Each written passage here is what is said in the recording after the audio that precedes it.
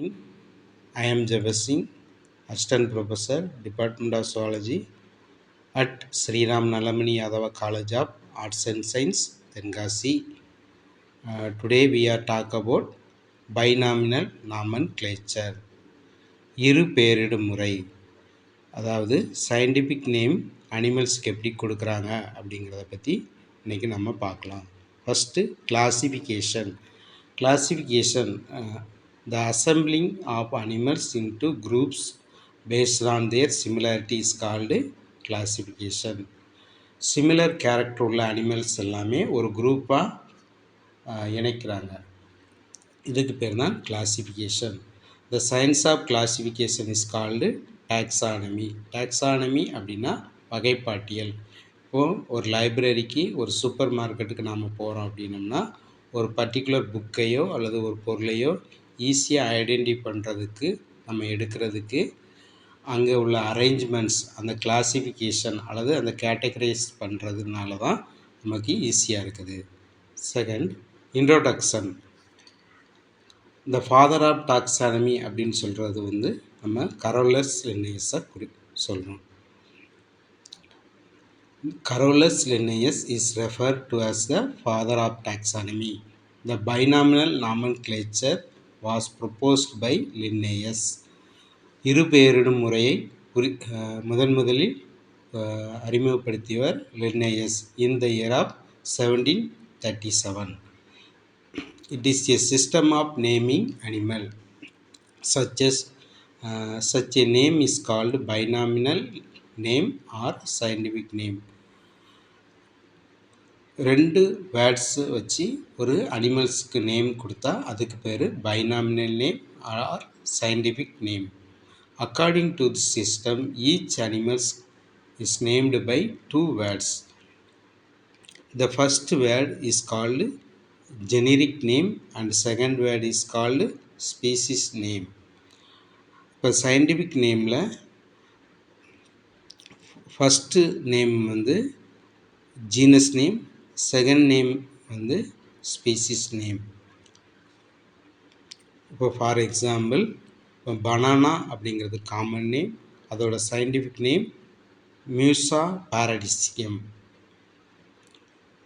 The generic name start with capital letter and species name start with a small letter. Both names should be written in italics. Example, Ascaris lumbricoides. Ascaris lumbricoides is a roundworm. தமிழில் கொக்கி புழு அப்படின்னு சொல்கிறோம். Ascaris அப்படிங்கிற genus நேமில் first letter A அப்படிங்கிறத capital லெட்டரில் எழுதுகிறோம். லம்ப்ரிகாய்ட்ஸ் அப்படிங்கிற ஸ்பீசிஸ் நேமில் ஃபஸ்ட் லெட்டர் எல் அப்படிங்கிறத ஸ்மால் லெட்டரில் எழுதுகிறோம். சரிங்களா? அதுக்கப்புறம் சயின்டிஃபிக் நேமை எப்போவுமே இட்டாலிக்ஸில் பாண்டில் எழுதியிருக்கோம். இப்போ ஹேண்ட் ரைட்டிங்னா எழுதும்போது அண்டர்லைன் பண்ணணும்.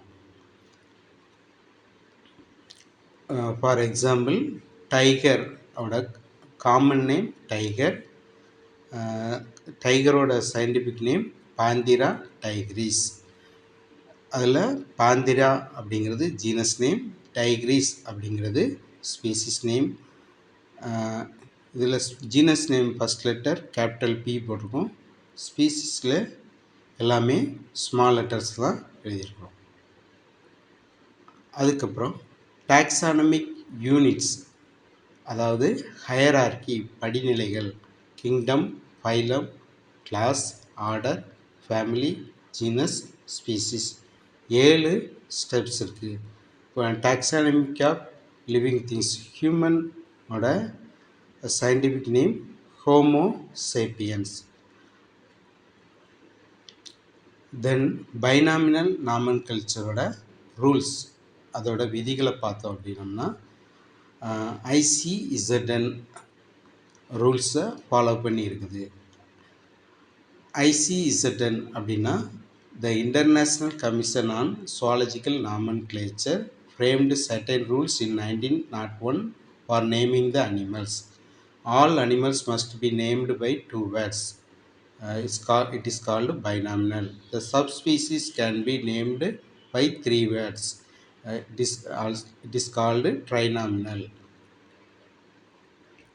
நமக்கு தெரியும் சயின்டிஃபிக் நேம் எல்லாமே பைனாமினல் இருக்குது. அதோட சப்ஸ்பீசிஸ் நேம் ஆட் ஆச்சு அப்படின்னா அது ட்ரைனாமினல்.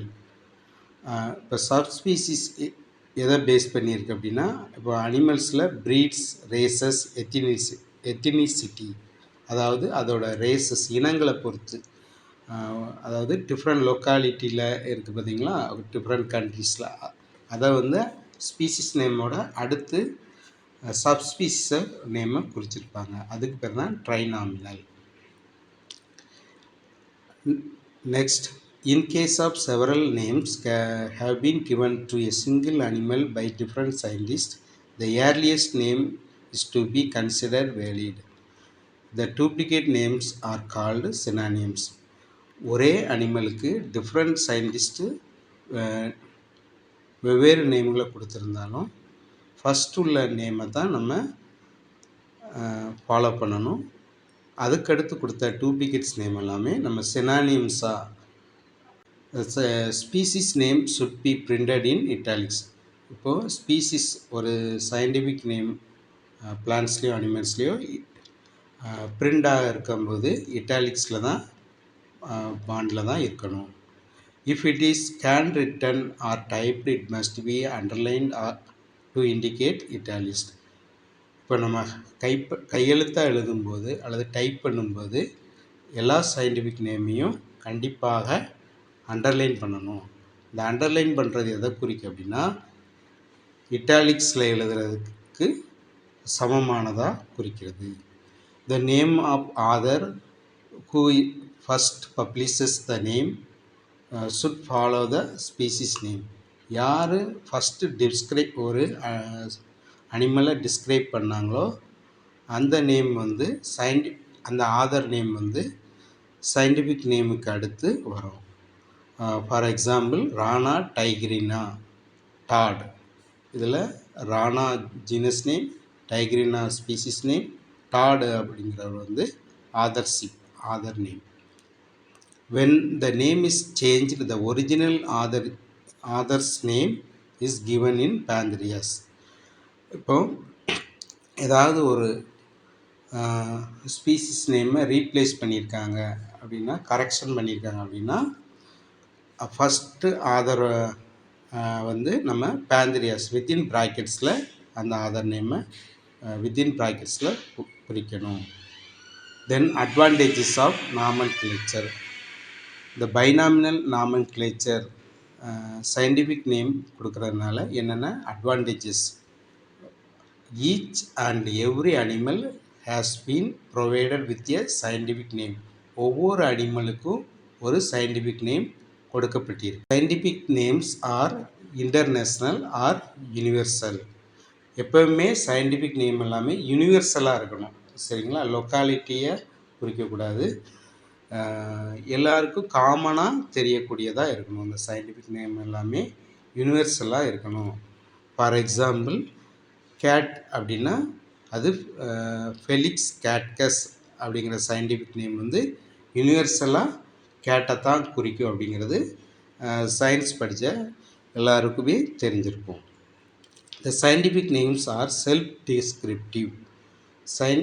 ஒரு அனிமலோட ஃபுல் எக்ஸ்பிளனேஷன் தான் ஃபாலோ பண்ணி தான் சயின்டிஃபிக் நேம் கொடுத்துருக்காங்க. The scientific name indicates relationship of animals with one another. Scientific name வந்து ஒரு ஸ்பீசிஸ் நேமும் மற்றொரு ஸ்பீசிஸ் நேமும் ஒன்றுக்கொன்று ரிலேஷன்ஷிப்பாக இருக்கும். அதனால தான் ஸ்பீசிஸ், ஜீனஸ், ஃபேமிலி அப்படிங்கிற காம்பினேஷனில் அந்த ஹையரார்கி, அந்த படிநிலையை நம்ம உருவாக்குறோம். That's all about the binomial nomenclature. Thank you for watching this video. Thank you.